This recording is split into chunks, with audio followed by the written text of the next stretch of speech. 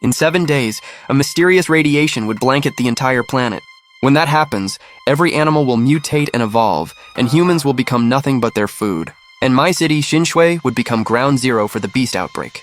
3 beast kings would emerge, and just one could easily destroy an entire city. And they would all be born in the massive wildlife park I inherited from my grandfather. Originally, I planned to sell the zoo and play the Doomsday Prepper game, but then I suddenly awakened the ultimate spirit system. All I had to do was fulfill an animal's wish and I could contract them to serve me. With that in mind, I rushed straight to the zoo and picked one of the future 3. Beast Kings, Silverhorn, the water buffalo, and as my first contract target, Silverhorn's wish was to hear the high-quality flute music a shepherd boy once played for him. When I got this wish, I almost laughed out loud because my secretary, Guo Chan, was a prodigy from a famous music academy and could play all kinds of instruments, especially the flute.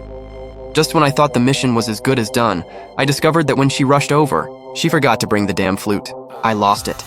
How could you forget? You always brag about how good you are at playing the flute, and at the critical moment you forget your instrument.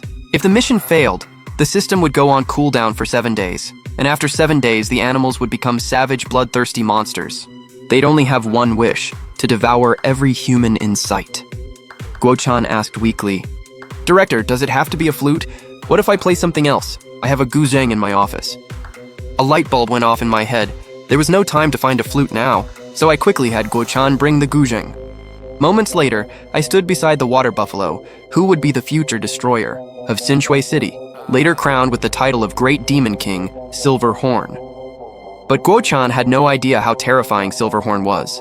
She just stood there wide-eyed and confused, like, "Director, you want me to play music to a cow? You really know how to have fun."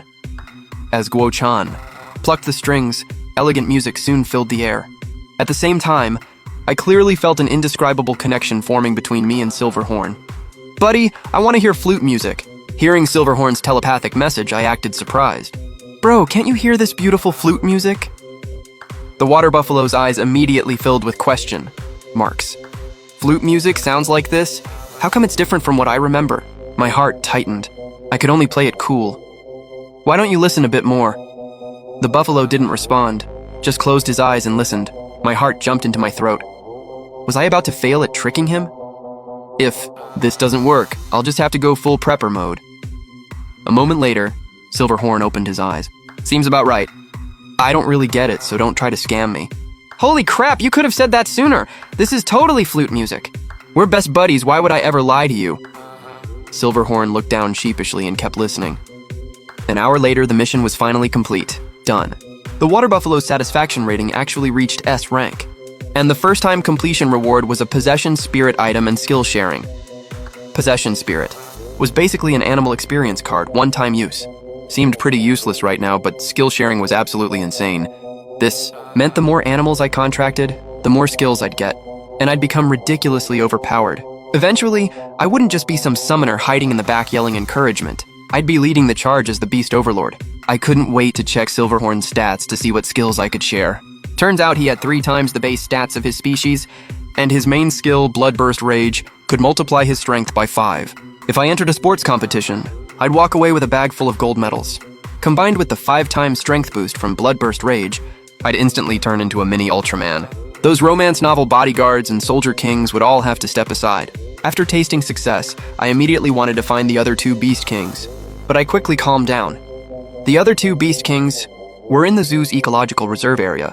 With all those mountains and ridges, finding them at night would be nearly impossible, not to mention dangerous. So I shifted my attention to Guo Chan. In my past life, even though I failed to become an awakened one, she never left my side and even helped me build a survivor faction. In the end, she was infected by the zombie virus trying to save me and died. This life, I swear I won't let that happen again. The next day, I was woken up by Guo Chan's voice. "Director, we've got a problem. The animals you wanted were seized by Deputy Director Zhao." Zhao Run was a veteran at the zoo. When Grandpa was alive, he acted all friendly. But the moment Grandpa died, his true colors showed. Not only did he abuse his seniority to monopolize power, he also hired his cronies and completely sidelined me as director. After the apocalypse, he got even worse and used the beast tide to get me killed. So Zhao Run had to die. I just hadn't gotten around to it yet. But who would have thought Zhao Run would come looking for trouble first? Since you're so eager to die, I'll just send you off early. Right now, at the deputy director's office, I kicked the door open and locked eyes with the old man. Zhao Run, hand over my animals. But Zhao Run completely ignored my demand and instead slammed his desk and shouted, "Who gave you permission to barge into my office? I told Cao Yud from the start that leaving the zoo to a waste like you would destroy it sooner or later. But that old fool wouldn't listen. And now look where we are." Hearing this, I stared daggers at Zhao Run, my killing intent so intense his heart skipped a beat. Then I launched myself forward. With 3 times normal human physique, I easily cleared half the office. Barehanded, no weapons. Zhao Run panicked and quickly had 2 bodyguards step in front of him. I threw both fists and easily knocked them out cold, my killing intent completely unleashed. Zhao Run dropped to his knees and started kowtowing frantically, but I just looked at him with disgust. "Old bastard, you've got no shame. Now tell me where you put my animals." Zhao Run kept his head down, eyes darting around, then led me to a hidden location. This place held tons of animals, each cage tagged with labels and prices. Zhao Run had been secretly selling animals behind my back. Whatever, he's about to die anyway. Finding the Beast Kings is more important. After searching for a bit, I found one of the Beast Kings, a wild boar nearly 3 meters long. This was one of the 3 Beast Kings, on par with Silverhorn, the Wild Boar King, Black Mane. Just shifting his body slightly made the cage rattle violently. This let me couldn't help but be amazed. If he's this massive before mutating, after mutation he'll be unimaginably terrifying. "Where's the other one, old man?" I turned to Zhao Run. Zhao Run got cocky again.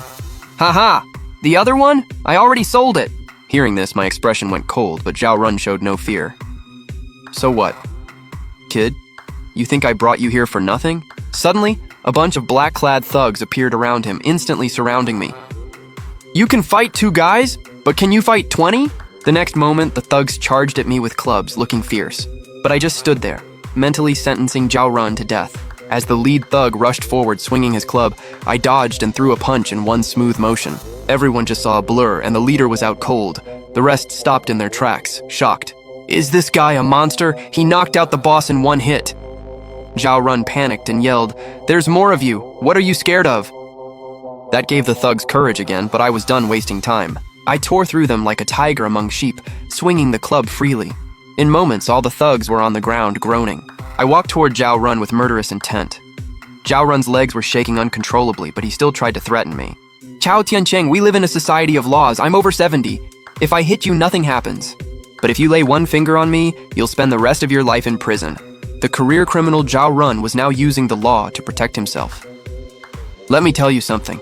I actually knew about your little scheme. Guess why I still followed you here?" Zhao Run's heart sank as he looked around, but everything seemed normal. Then he realized I had somehow backed out of the building and was waving goodbye, mouthing the words, "Have a safe trip." Zhao Run thought I was bluffing, but the next second, a massive rumbling reached his ears. Zhao Run turned toward the sound and his soul left his body. A giant bull was charging straight at him from behind. It was the Beast King I'd contracted earlier, Silverhorn. I awakened the strongest air compression power, but I can only compress air to the size of a peanut. But when a level 1 awakener invited me to team up,